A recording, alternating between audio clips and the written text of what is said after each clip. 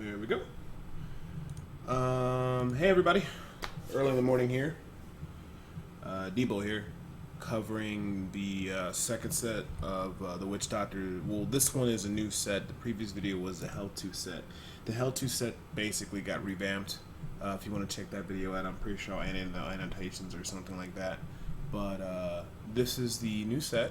It's called the Arachyr's Visage. Arachyr's Spirit of Arachyr. I pretty much probably butchered their name, but people call it the Spider set. But I've been playing around with it. It's a pretty interesting set. We'll just go ahead and get into it and be straightforward. The 2-piece set summon a permanent Spider Queen who leaves behind webs that deal 1500% weapon damage over 5 seconds and slows enemies. The Spider Queen is commanded to move where you cast your corpse spiders. I will say this much. If you are actually running this build with the Spider's Queen and Grass, and as you know, they added something on it, increased the Corpse Spider's damage by 54%, and also Corpse Spider's release a web on impact that slows enemy. This actually has been revamped to be pretty decent and combos in pretty well, because it's going to slow the enemy, which is going to trigger Bane of the Trapped, which is fantastic. The Spider Queen will be directed over to where the mob's at. It's going to slow down enemies and do a little bit of damage. It's not so much the damage of the actual Spider Queen, but I mean extra damage is welcome. Hopefully they will allow that Spider Queen to scale off the damage of increased spider damage, or as a primary. That would be pretty interesting. I hope it does do that. They should make that Spider Queen scale off of the 6th set, and also whatever increases the corpse spider you have. But that's pretty decent. If you do not use a corpse spider to direct the spider, it kind of does its own thing, which is not bad. It still triggers Bane the Trap, which is better than nothing. The 4-piece set, this is where it gets pretty interesting. Hex gains the effect of Toad Diffusionist, which means not only is your Hex going to do its ability, so like the one I have selected right now is Jinx, which has been changed to a poison property, Jinx or a Hex kind of skill. It does up to 30% damage as opposed to 20%. And it's a large radius where the little shaman can cast it, and also I wonder if I'm missing anything. It will AoE Jinx multiple targets, and the range has been increased and the damage has been up. So what it's going to do is going to combine that whole effect with the Toad of Hugeness Room, which makes it so the Toad basically eats the target and spits him out. It deals a dot damage on it, so that's pretty cool, and that's added and that's extra. You can't have multiple Toads out if you have enough cooldown reduction, or you can spam enough Hexus out. You can have multiple Toads out, and it grabs enemies all over the screen, a big radius, and it grabs them and CCs them, eats them real quick, spits them back out, makes them take damage, but also on top of that, it will heal you for 10% of your maximum life per second for 10 seconds, which is kind of weird that they put life per second. What they should do is it should be based upon your life on hit, or maybe it could do something like it will heal you for 10% of your maximum life over 10 seconds or something. I don't know. I guess the big thing is it would have to be pretty significant for the healing. I mean, it also provides you 40% reduced damage when it's out. I don't even think it needs to have that life per hit thing. They can just up the reduced damage to 50% and call it a day, or maybe 60 and just remove that effect. I mean like life per second. It could have been a lot better than that, I think. I think for a 4-piece set, like I said, they could have had something where maybe it increases your life on hit. That would be pretty cool. So it takes a certain percentage of your maximum life and gives you that much life on hit for the next 10 seconds. So it will be like a nice life on hit bonus. Because it kind of just makes sense, because I mean they want you to use one of these abilities, and all of them can really work well with the life on hit. So hopefully they reevaluate that and think about that. I'm gonna put a note about that in the forum somewhere, that it should change that. I think that's just my opinion. And the 6-piece set is actually fantastic and fine. The only problem is the damage is kind of low, and if they up the damage, I think that will fix predominantly most of the problems with it. The damage done by your creature skills is increased by 500%, which means Corpse Spiders gets increased damage, Plague Toads gets increased damage, Fire Bats, Hex, and Piranhas. Hex and Piranhas they're fine their way it is now, but the big thing is it combos in nice with the Hex, because we're using that a lot with the 4-piece set, but the damage needs to be higher for it to be competitive. So we're going to have to wait to see how that's going to be. Overall, the set is fairly interesting. In my current setup for this, I decided to go ahead and run a combination of using the Plague of Toads out of the 6-piece set to get that extra damage in. And what better weapon to use that with the Rinho Flailor? Now I could have used the SMK and then use the Rinho Flailor power and the Kanai's Cube, or vice versa, but I chose to use this Rinho Flailor. I found on the PTR it's very nice. So pretty much straightforward. Just so you guys can see my cube options. And if you're not too for sure about the Kanai's Cube, don't worry, I got a video with that coming. But right now I got SMK, so I can go ahead and cast Big Bad Voodoo and also Fetishes, which is fantastic because of extra pet damage in the build. Mask of Jerome to also placate towards the pets to make sure they do a little bit more damage. And the pets are really just bringing sustained damage because we realistically can't do only toad damage. I mean, for lower level torments it's fine, but at 40 it's about torment level 9. And this can kind of go all the way up to torment level 10, which is about 45. This build probably could push up to about 46, 47, but it'll require a good amount of fishing, and you know that's just how it is. But it's still, for the amount of effort I have to put in to get this thing to do the damage it does, it's not pretty much not that worth it. Also, Ring of Royal Grandeur, which reduces our set cost by 1. So I'm gonna go ahead and rock the Arachyrs, or rock the helmet, the shoulder, the chest, the pants, and the boots, which leaves me to have a Zonimas on the offhand, which will increase Fetish Army damage. Also, I have cooldown reduction on the shoulders, and I also have Piranha damage on the chest. Now, to be honest, it probably, for all intents and purposes, should be increased Fetish Army damage. But like I said, I've just been kind of playing around with different things and just trying to figure out what I kind of want to do and what direction I want to take it. Outside of all that, we're going to be utilizing those 3 skills for our Kanai Cube.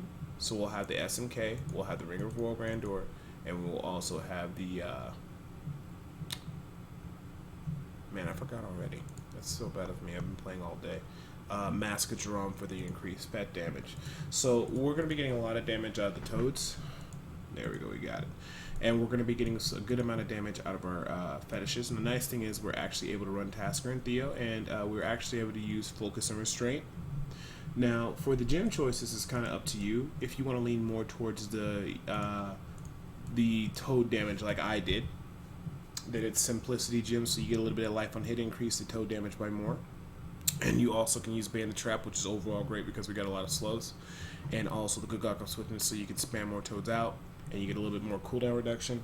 However, if you wanted to run like a Band the Trap and then the Enforcer Gem and then maybe, you know, something else like more safe, that's also perfectly fine. Since we have the Rinho Flailor, we don't have to worry about generating the fetishes, so Bell to Transcendent changes into Witching Hour, of course. The attack speed and critical damage is great. And then, of course, the Strong Arm Bracer is fantastic because we have a knockback, or I'm trying to think, I'm trying to think right now, do I even have a knockback? I guess you can, maybe the toes considered a knockback. I'm not too for sure. I'm gonna have to re-go back into this again, but you know, I was using Piranhas and Paranata before, but I actually went to drop it so I can have a lower I can have my mana spell be on a lower cooldown so I can keep up the Focus and Restraint combo. The only thing I will admit about this build is that I have to do a lot of stuff to like kind of get it to work at a somewhat decent fashion. Because for me to have a Star Medal and a Mask of Drama and a Ring of Royal Grandeur and have all these nice items, that's a little bit strenuous to have just to get a set to work. So like I said, I hope they increase the damage a little bit. We're going to go ahead and run through a Torment level 40. And it's probably going to go pretty easily. Hopefully it doesn't take too long. And just so you guys don't go too crazy, we'll go ahead and run at least the music up and a little bit of the effects. Might as well. So the only thing I got to do is just keep up the hex so I get my 40% damage mitigation, and I keep casting my toads for the Focus and Restraint and dropping my piranhas as much as possible so I can make sure I get the full set bonus. And our damage is pretty solid. And everything's going to die pretty easy because this is only Red Rift level 40. But like I said, we are a little squishy. Reflex is not our friend. They did change the Reflect to make it so that one monster reflects at a time, but as you can see, that causes more harm than good because it's pretty much always reflecting, which is, I'm going to be honest, it's a pain in the ass, but hopefully Blizzard rethinks that. I don't know why they had to keep changing things. I mean, Reflect was pretty annoying, but at least, you know, you could deal with it in a certain manner by not attacking and waiting for it to phase off to make it so that one enemy always is reflect. It's kind of going to give you the same problems, but you know, we got the damage. We should be fine. As long as we don't get too many reflect, we should be okay. The Toad is going to help us out. And truth be told, with Unity Ring, if you don't want to run Focus Restraint, well, you probably would lose a significant amount of damage. So I don't even realistically know how to tell people, like, well, because, like, I'm running pretty unsafe. Not in the sense that the build is not safe, but I only get the 40% reduction from the Toad when it's out. I really don't have any other options for mitigation, because if I were to go ahead and use a Unity Ring or that, I would have to probably give up something else, or probably the Focus Restraint combo, or maybe I'd have to drop one of the 3 abilities that I'm running already. Maybe Mask of Jerome, and you can't get up the Ring of Royal Grandeur, so I would lose 100% increased damage. So even then, they added it so you could have different restrictions. You're still kind of restricted a little bit. But I mean, that's okay. Like I said, if they amp the set a little bit and change a couple things around, it shouldn't be too bad. That, or maybe gives a little bit more life on hit on certain things. And I think I got everything. Yeah, we got everything. So, like I said, it's just using the Rhino Flailer with the Toads, like they normally do. They CC and everything like that, and they're going to double hit. And remember, we got a lot of damage that's going to be increasing that through the Focus and Restraint. We have our pets out doing their damage. I got Tasker and Theo, and they're doing a good job. And then we also have Starbuck Kakuri with SMK, so we're getting out a bunch of Toads, we're getting up the damage amp, and we got the Focus and Restraint, so with all this damage increase, we should have no problem killing everything. The reason I pick Adaling Toads, because it just seems poison seems to work so well. The reason why I use Piranhas with the Zombie Piranhas is because they hop out of the pool, they hit multiple enemies, and plus it's only on an 8-second cooldown, so it's not too hard for me at all to keep up the you know, the extra condition, so I can get both proc both 50% increased damages from the Focus and Restraint. So the 50% increased damage will always be up because of the Toads, and then I just gotta make sure I cast Piranhas every so often, and you usually be pretty good to go. Still have to be very careful about positioning, because I can still die. And there's a lot of things that can kill me still, because I am fairly squishy. But with the Toad out, we got about, what, 8 million toughness? Oh, no, about 14 million toughness, which is okay. So if they amp that up a little bit, that wouldn't be too bad. And as you can see, the Toad's just grabbing everything. And I like the changes to the Toad. Is actually really cool. And it's actually very pleasing to see the Toad actually, you know, draw on monsters, CC them real quick, put a little dot on them, spin right back out. They take increased damage. So that is definitely pretty cool. Got our next elite pack. Not much we got to worry about between the Hex effect and then also the frog CCing everything. You see how you can actually have 2 frogs out? That's also pretty cool. There's no limit to how many frogs you can have out, just how often you can cast them. So we're just rolling through. Everything's dying pretty easily. We got pretty much good damage output from the Toads because the Toads are double hitting. Thanks to the new set, it's making the Toads hit tremendously hard, and plus they're double hitting. And then on top of that, we also do have the pets putting in their damage, and they have Tasker and Theo, so they're doing very good damage as well.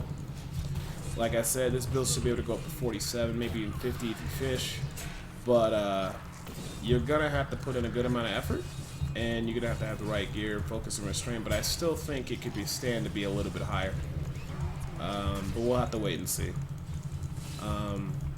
And just because, like I said, the Kanai Cube, I think, is what enables it to go so high, because it allows us to run certain combinations, so we can run the Focus and Restraint, and we can get the increased damage. So I have to say, overall, this set or the Hell 2 set, I'd say that this set is a lot more stable. But I think it can get the 50 and do some pretty decent stuff. I think the Hell 2 still has the ways to go. I don't think this set needs too much tweaking, but like I said, just generally just buffing the damage numbers will help it out a lot. And then also maybe increases the survivability when you have that Toad out. That also will definitely help. And maybe even include some kind of life on hit mechanic for the Toad as well too. So that when you have it out, it gives you a certain percentage of life on hit, maybe based on your life or something like that. That would definitely be very interesting. Because then at least if you get Reflect, you don't have to worry about dying immediately. Trash clearing for this build is very good, because between the Piranhas getting increased damage, the Drinks that AoE hits everything, the Toad sucking everything up, and then also the Toad double hitting, and then of course, you know, the Fetish is doing a job. Trash mob is very straightforward, easy. I went the wrong way. And I'm going to lose a little bit of time. The only thing that's kind of weak at it is it feels like it's like on the Rift Guardians. I feel like it's just not enough damage because we're not running like the Furnace increased 50% damage in our Kanai Cube, but it's not too bad. But at least now, if you get like a big mob or group, you'll have no problem between the Spider Queen that you get for the 2-piece set, the Toad, and also in combination with the fetishes and all the frogs. Shouldn't be a problem. Oh, cool. We got an Arcane Beam here because I have the Countess Julia's cameo, so it's always good to see those because it's increased damage.